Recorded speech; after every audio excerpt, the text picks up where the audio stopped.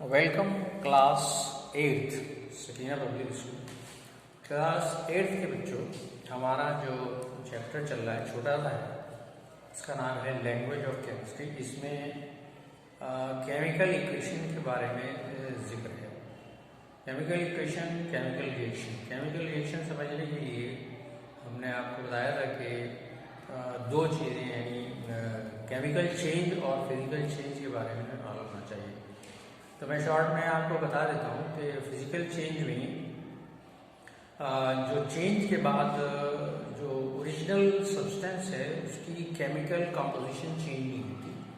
हो सकता है उसकी फिजिकल प्रॉपर्टीज में कुछ चेंज आ जाए, जैसे कागज़ को फाड़कर टुकड़े कर दीजिए तो उसकी शेप बदल गई, उसका साइज बदल गया, लेकिन उसके केमिकल कंपोजिशन में फ़र्क नहीं आया। तो ये है physical change.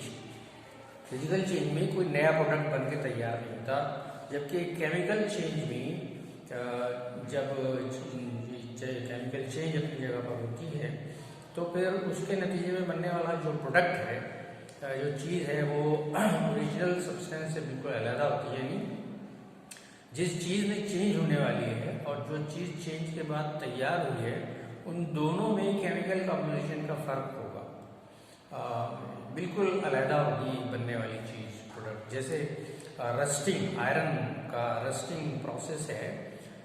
If iron piece is kept in some moist place, it will rust into iron oxide. ये बिल्कुल अलग होगा केमिकल प्रॉपर्टी में। केमिकल प्रॉपर्टी इसकी आयरन से बिल्कुल अलग होगी। तो और ये वापस भी नहीं की जा सकती, इसको वापस भी नहीं ला सकते आयरन की शक्ल में, तो इरिवर्सिबल है। उसी तरह से आपने देखा होगा घरों में आपके रोज़ एक केमिकल चेंज तकरीबन होती है गर्मियों में, changing of milk into curd या कर्डलिंग ऑफ मिल्क। इसमें देखिए आप बिल्कुल जो कर्ड बनकर तैयार होता है उसकी केमिकल प्रॉपर्टीज बिल्कुल अलग होती हैं, जबकि मिल्क की केमिकल प्रॉपर्टीज उससे बिल्कुल मेल नहीं खाती। और curd can not be brought back to its original milk condition. तो ये केमिकल चेंज जो है परफेक्टली कोई चेंज मतलब ऐसी जिसमें उसके जो बाद में प्रोडक्ट बना है उसको वापस आप ओरिजिनल कंडीशन में ले आए नहीं हो सकता।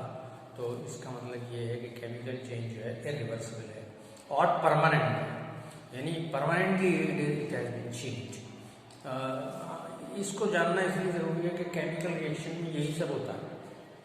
हमने केमिकल रिएक्शन के बारे में बताया था कि केमिकल रिएक्शन में दो साइडें होती हैं, एक तो लेफ्ट हैंड साइड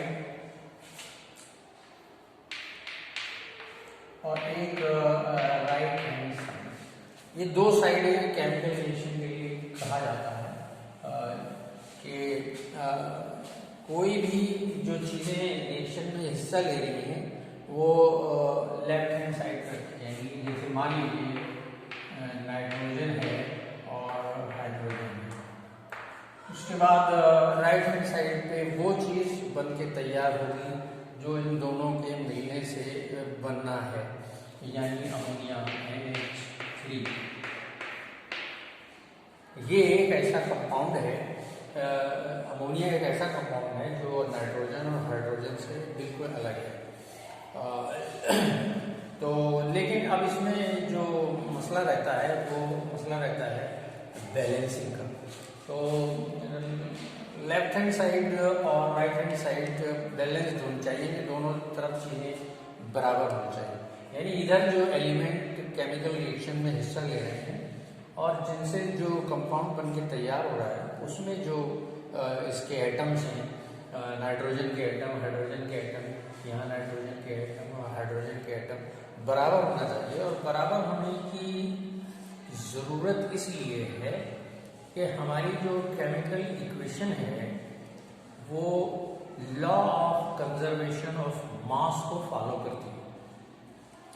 इसका मतलब है law of conservation of mass का मतलब ये है कि जो चीज़ें इधर हिस्सा ले रही हैं लेफ्ट हैंड साइड पर, उनका मास बनने वाले प्रोडक्ट के मास के बराबर होना चाहिए।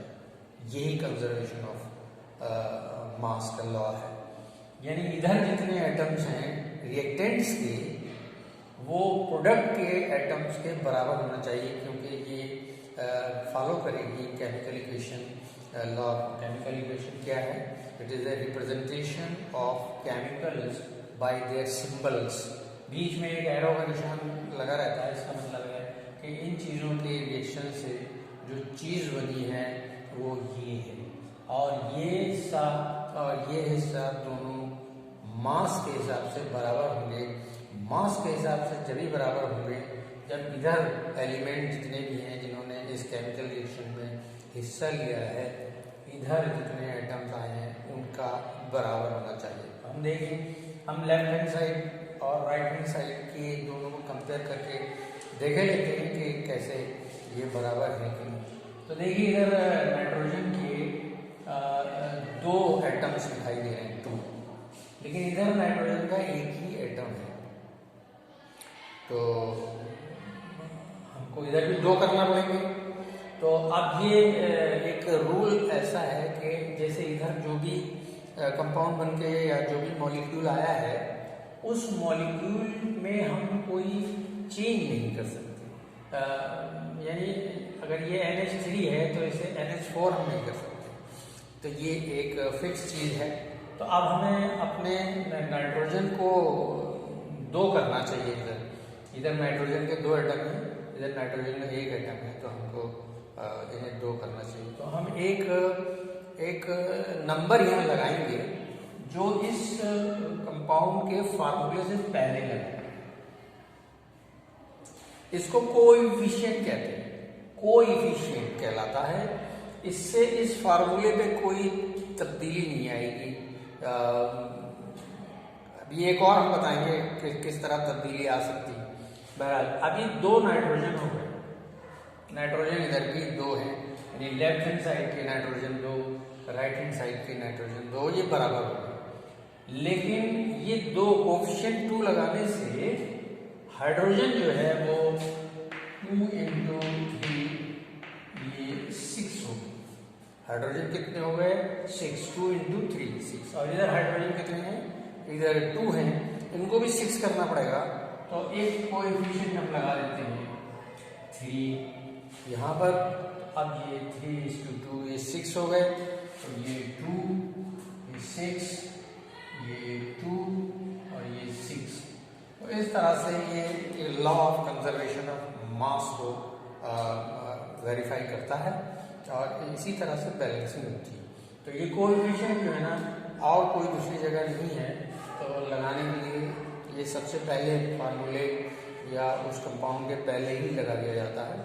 और एक चीज़ और हम देखते हैं, एक हाइड्रोजन और ऑक्सीजन का एक रिएक्शन जिसके नतीजे में वाटर बनेगा।